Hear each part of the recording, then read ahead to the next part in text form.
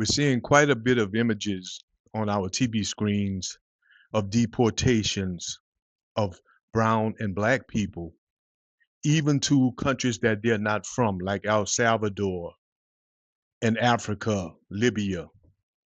But what we are not seeing on our screen are images of visa overstayers from Europe being deported to countries that they're not from. I wonder what that's all about. So let's look into that. We'll start right now.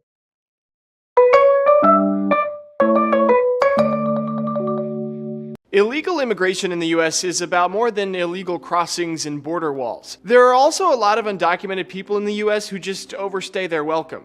A new report from the Department of Homeland Security estimates that well over 500,000 visa holders were still in the country after their visa expired during the last fiscal year. That's still only around 1% of the 50 million visa visitors who were expected to depart the U.S. during that time frame. It also only covers sea and air arrivals. The DHS still has trouble tracking land-based visa visitors. Visa overstays have beaten border crossings as the main type of illegal immigration since 2007. One report estimates that visa overstays made up 42% of the U.S. undocumented population in 2014. People who overstay their visas do have to pass through some vetting before entering the country, so they are arguably less of a security risk than illegal entrants. But several members of the September 11th terrorist plot overstayed their visas. Hear that? More than 500,000 of undocumented overstays in this country. Of course, we can find about 20,000 of them, 30,000 of them to put their faces on the screens, put their crying babies on the screen, put their crying mothers on the screen because they're being deported for being undocumented in America. But no, we don't see that. They're the main type of illegals. 42% in that report said that they were undocumented. So yeah, there are some visa overstayers who should be deported according to this Trump administration. You committed a crime, as they would say, by overstaying your visa. So why aren't we seeing images of these overstayers who are mostly Europeans? Ask yourself that question. Real quick, before we move on, we're going to get a little education on what a visa overstay is. So we'll all be on the same page and be able to assess this whole situation together. Here we go. What is a visa overstay?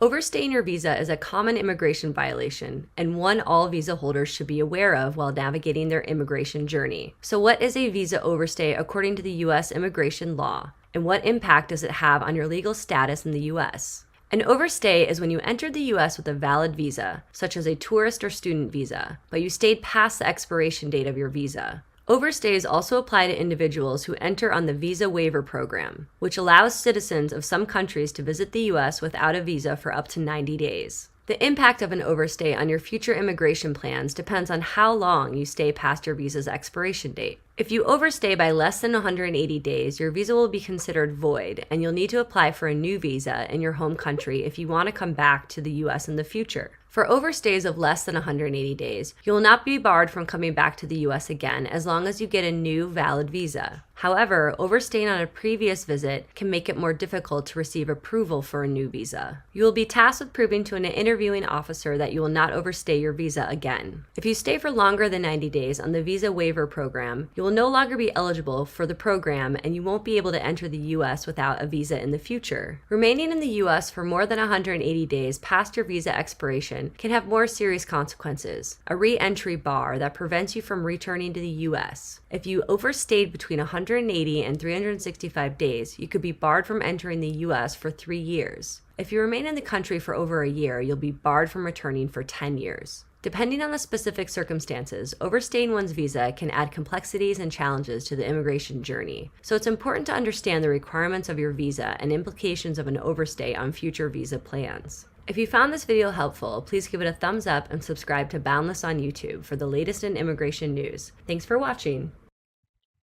So now that we caught up on what a visa overstay is, we can move on to be educated about where most of them are coming from, why they came here, and should they or should they not be deported. That last clip, I hope, helped out some people that are here on a visa overstay, where you can determine to yourself whether you are an undocumented immigrant or what the Republicans would call you an illegal. So let's see this next clip so we can see where most of them are coming from, why, and should they or should they not be deported. It is true. Our visual, our picture is the picture of people sneaking across the border. And certainly the people that we're talking about that are the large share of Mexican nationals in the country illegally did come improperly across the southwest border. But even if that was zero, and in fact today it is net zero, I mean, we really are not anymore experiencing that kind of illegal immigration from Mexico for other reasons that have to do with changes in Mexico. But nonetheless, the population of people that are in the country is those people as well as people who came on visas and overstayed their visas. So those people that came with visas are probably about 40% of that 10 to 11 million that are in the country illegally. And that is a whole different set of circumstances, because those are people who came here as visitors and decided to stay, or maybe they intended to do so in the first place and got a visa under, false representations, or they are often people who came here for short-term work on properly issued visas, but their employer wanted them to stay. They decided to stay, so they overstayed their visa.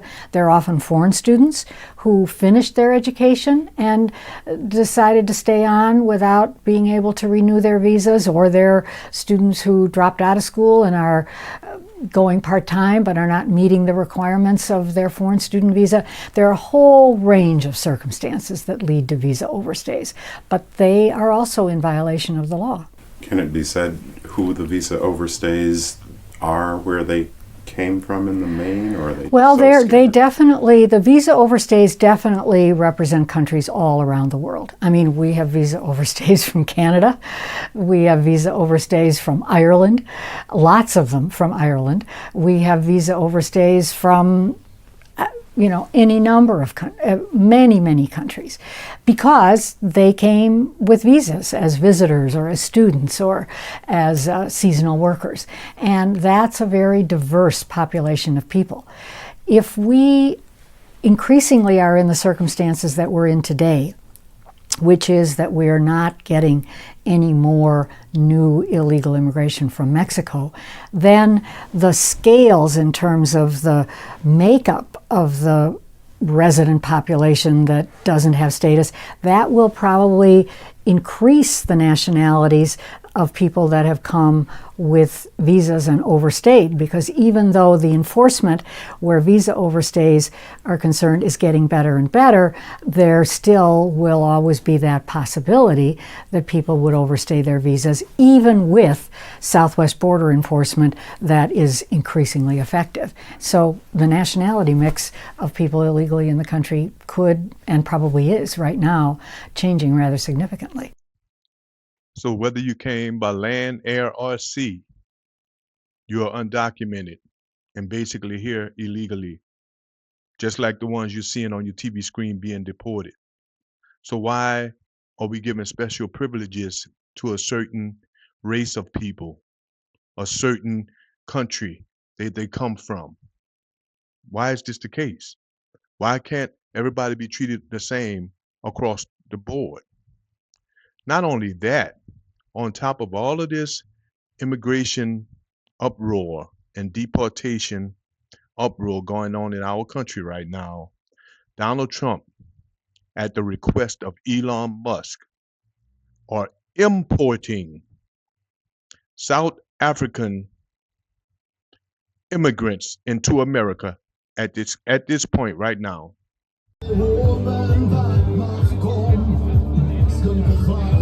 We're advocating for Donald Trump and Elon Musk to have a look into the country and to the political stance what's happening here.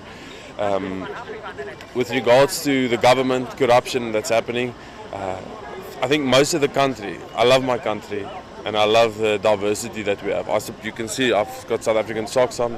I support my country and my country supports me. Fortunately, the truth of the 30 years is that we have a divided country that focus on a point to a government is literally placing policy and positioning South Africa as a divided nation. And in that in itself, it corrupts in different levels. It brings the concept of peace and reconciliation. Unbelievable that we don't have room in this country for workers, people who have been helping to uphold this country's strength as far as our crops and a lot of our work that most Americans won't do. We want them out of here, but at the same time, you're importing immigrants from, and then the thing about it, they're not being shy about saying that they are white South African immigrants being imported into our country as we speak. Make it make sense. My goodness. Who is this administration and why are they doing the things they're doing? That question will linger forever. Ridiculous. Let these images burn into your brain. Let them burn into your head. Welcoming them, and they're thanking Trump. There you go. So there's your new MAGA South African immigrants that'll be landing on American soil very soon.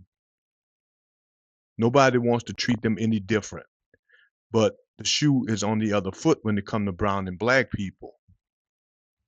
The MAGA in this country want to see those people deported, even deported to a death camp, which is basically that prison in El Salvador. But we'll turn right around and welcome in South African whites. It's blatant and it's just uncalled for. So this is my take on the unfairness around this whole immigration issue in our country right now. And the Trump administration, they're not hiding it. We're going to allow in some whites and we're going to deport the browns and blacks. It's just as blatant as it sounds, and they're not hiding it. So don't blame me for doing this quick report on this immigration issue. Blame the administration and blame the racism, the blatant racism, because that's what it is. Okay, guys, I'll leave it here. Let me know what you think down in the comments, and I'll see you on the next one. Thanks for watching. I ask you guys to like, subscribe, and share with your friends. Thank you.